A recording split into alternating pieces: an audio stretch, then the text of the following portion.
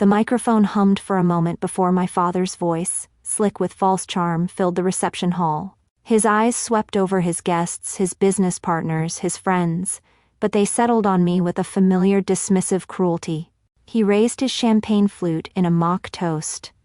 "So maybe cover that face," he said, the words landing like stones in the silent room, before people lose their appetite. A few of his cronies chuckled nervously. The air grew thick and heavy. Then, a sharp, loud scrape of a chair against the polished floor cut through the tension.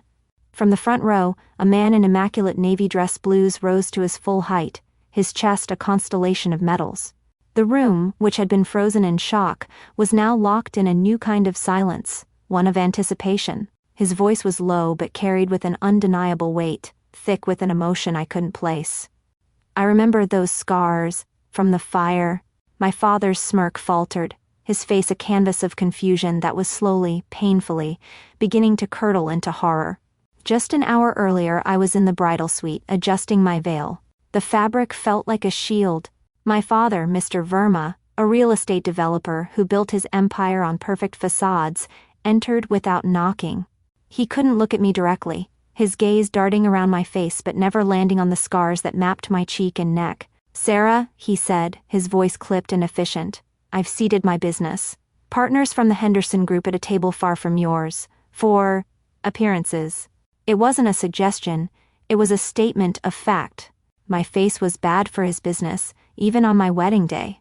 It was the same cold calculation I saw when he'd refused to fund my graduate degree in forensics because it was unseemly, yet paid for my sister's entire influencer startup. I just nodded, my jaw so tight it ached. Later, during the toasts, he stood before everyone, a proud father in a tailored suit. His speech was a monument to himself, his deals, his charity work, his legacy.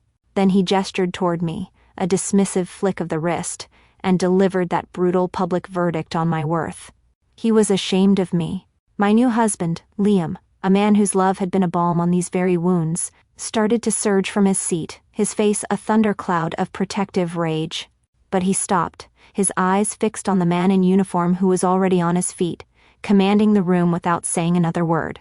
My father's world, so carefully constructed, was about to be dismantled by a ghost from a past he'd never bothered to understand. My father thought the scars were my shame. He had no idea they were my credentials.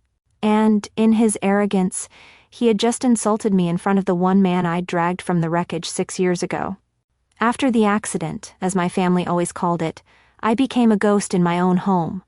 It wasn't a malicious haunting, but a quiet, constant erasure. My father, Mr. Verma, a man whose entire identity was built on flawless presentation and pristine real estate, treated my scars like a structural flaw in his own legacy. He was constantly pushing me toward a life lived in the shadows.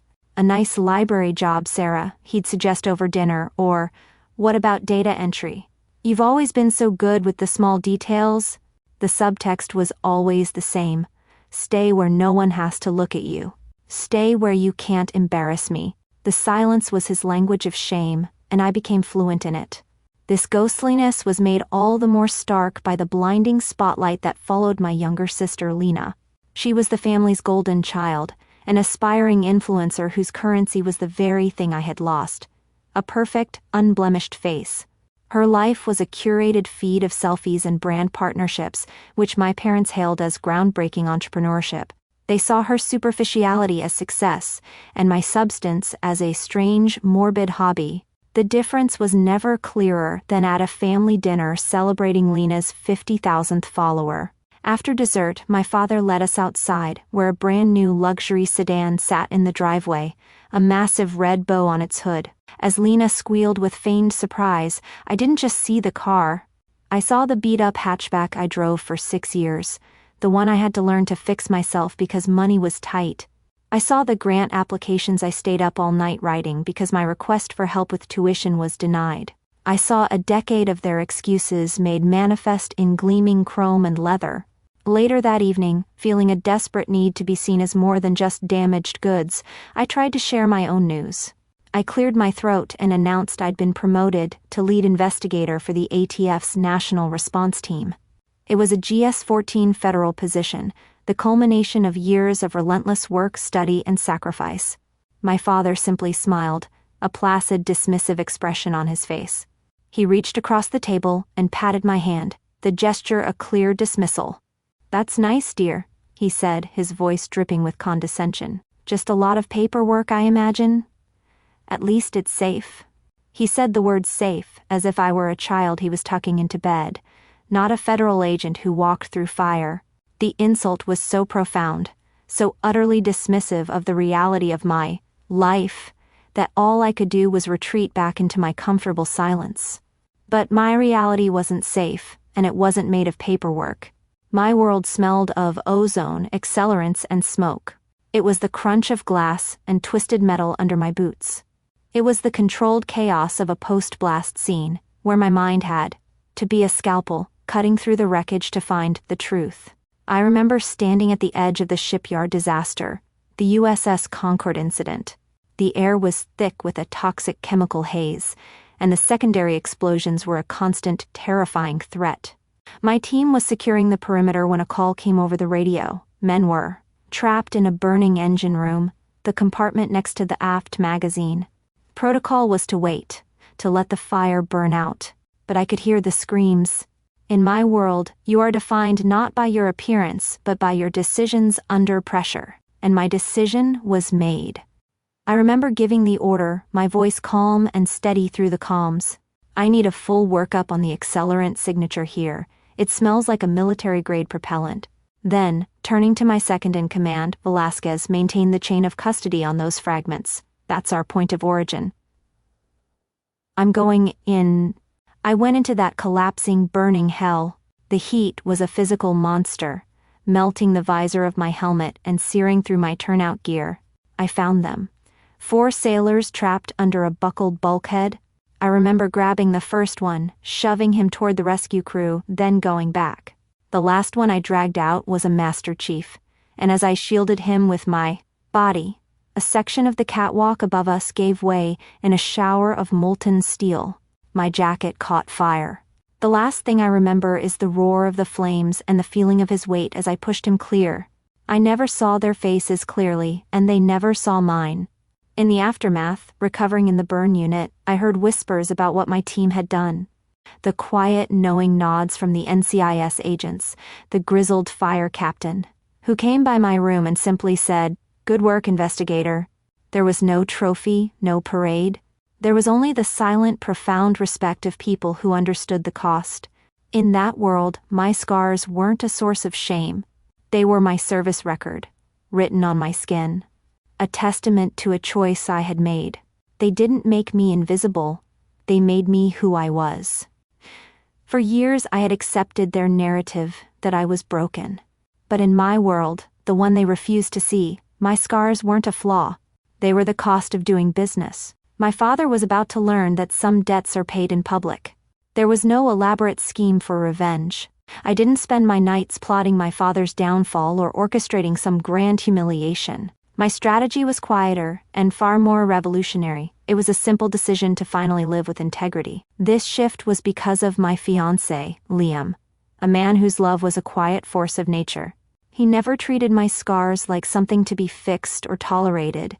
He saw them as a part of the person he loved, like the lines on a map that told the story of a long and meaningful journey. His acceptance was the foundation upon which I decided to rebuild my life, starting with our wedding day.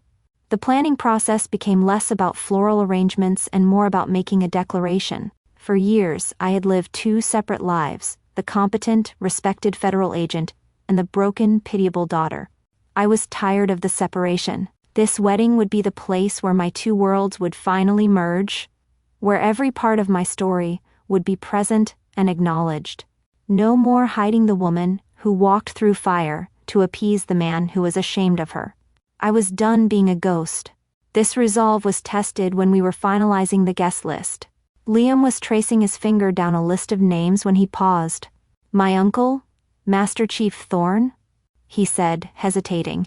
"He's intensely private. He was injured badly in a shipyard fire years ago and doesn't really do big events." A jolt went through me. A cold, electric shock of recognition. The USS Concord.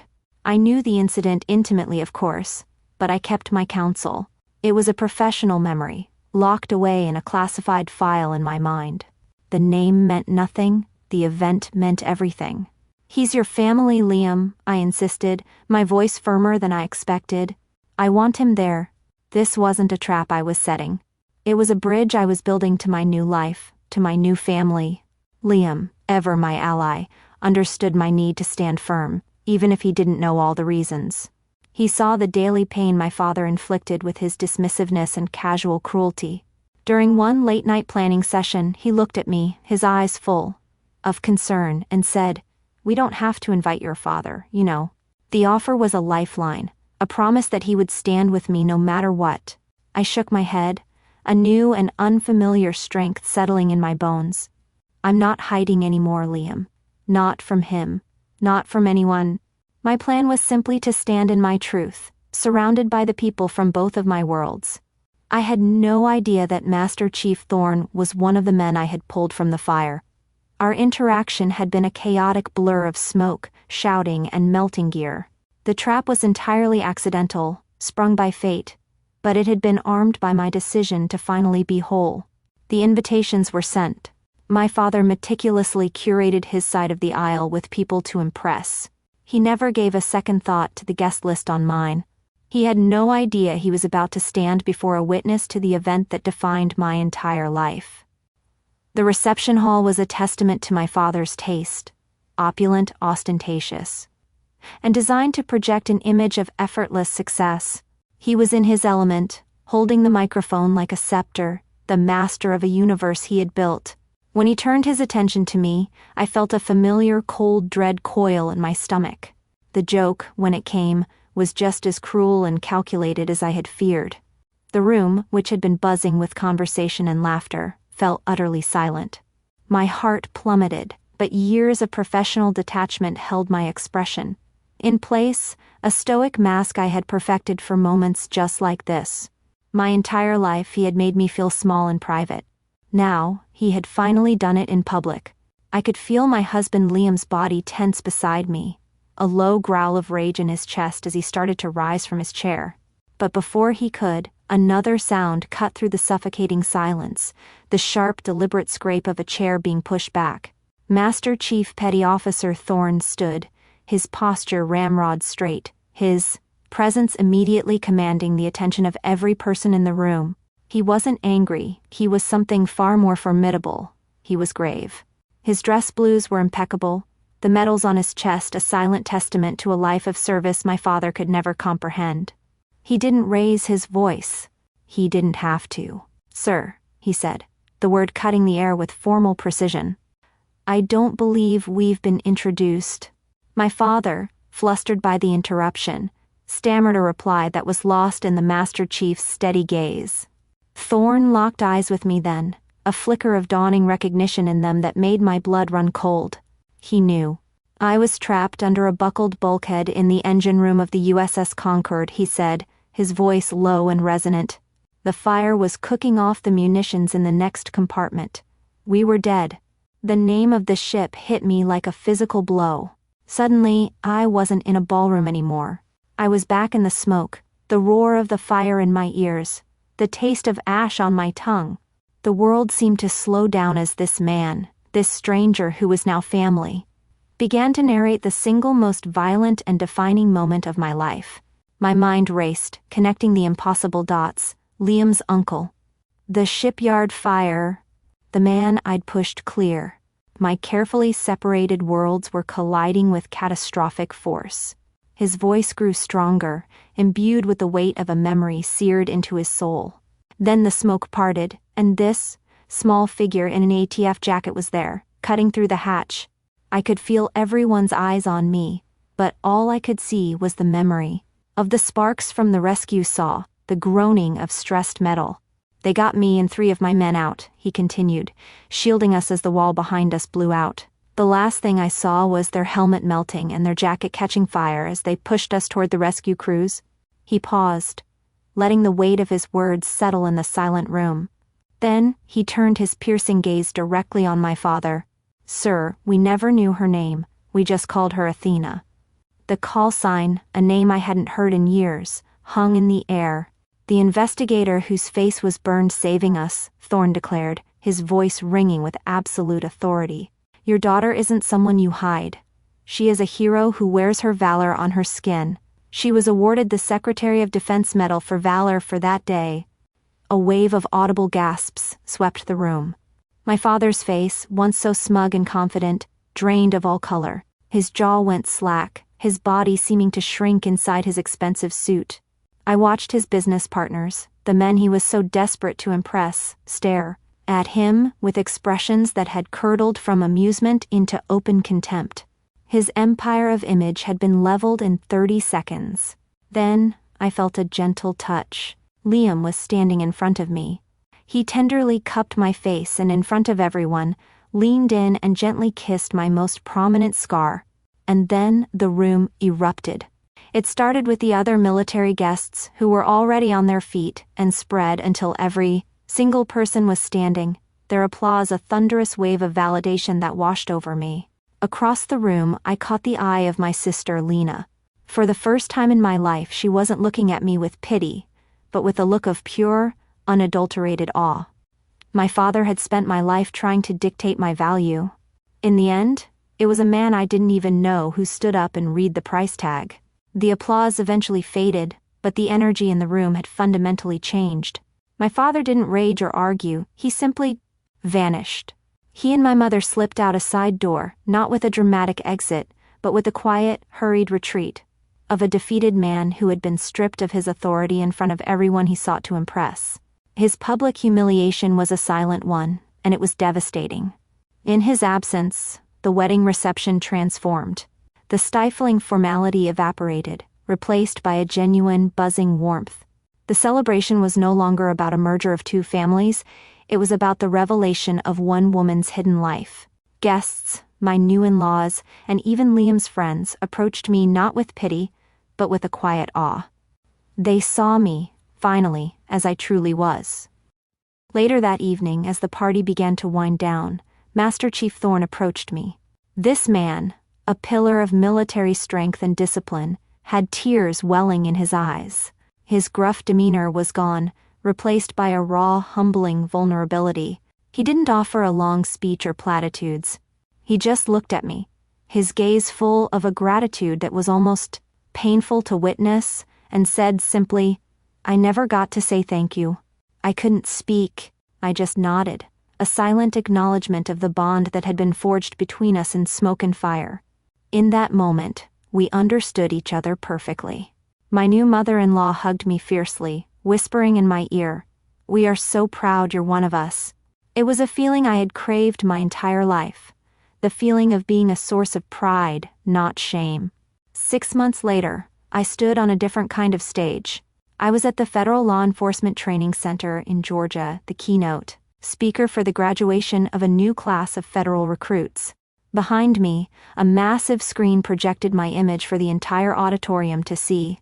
My face, with its network of scars, was magnified, not as a symbol of tragedy, but as one of authority and experience. I looked out at the sea of eager, nervous faces in their crisp uniforms and spoke about the nature of sacrifice.